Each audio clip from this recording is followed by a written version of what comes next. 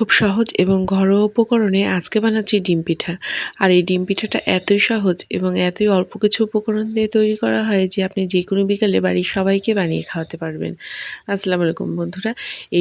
এই রেসিপিটা আপনি চাইলে শীত, গ্রীষ্ম, বর্ষা যেকোনো সময় আপনি বানিয়ে ফেলতে পারবেন। আর এর জন্য অতিরিক্ত কোনো উপকরণ লাগবে না।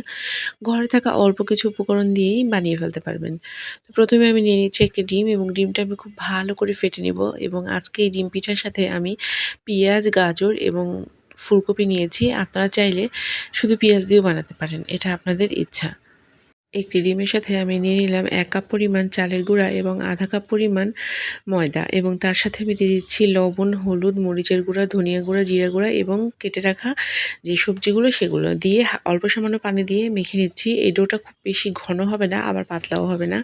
তো দেখেন আমার ডোটা কিন্তু মাখা হয়ে গেছে। আর অন্যদিকে আমি একটি চুলায় প্যান গরম করতে দিয়ে দিয়েছি। আমি একটি চতুর্কোনা প্যানে এই পিঠাটি বানিয়েছি যাতে আকারটা খুব সহজেই আনানো যায়। আপনারা চাইলে ফ্ল্যাট প্যানেও বানিয়ে ফেলতে পারবেন। তো এই পিঠাটা কিন্তু বানিয়ে রেস্টে রাখারও প্রয়োজন নেই। আপনি যখন বানাবেন তখনই সাথে সাথে ভেজে সবাইকে সার্ভ করতে পারবেন। তো দেখেন আমার প্যানটাতে কিন্তু আমি তেল গ্রিস করে নিয়েছি।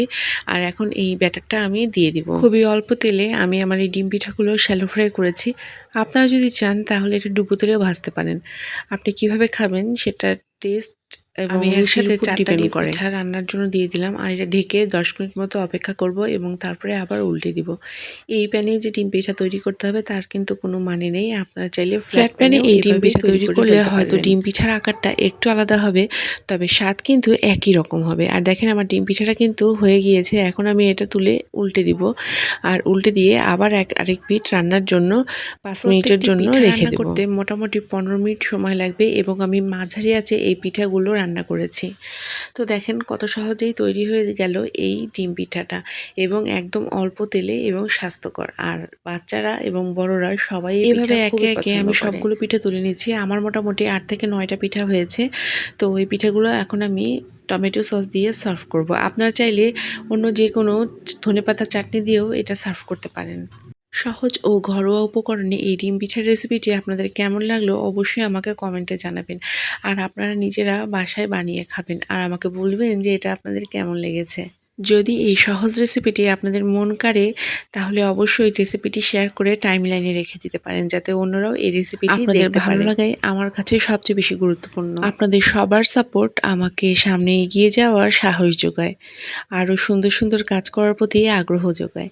তো আজকে এ পর্যন্তই। সামনে আবারও হাজির হব নতুন কোনো গল্প নিয়ে, পুরাতন বা নতুন কোনো রেসিপি নিয়ে। আপনারা সবাই নিজের অনেক বেশি খেয়াল রাখবেন আর নিজের পরিবারেরও অনেক বেশি খেয়াল রাখবেন। আর সবাই ভালো থাকবেন, আমাকে আপনাদের দোয়ায় রাখবেন।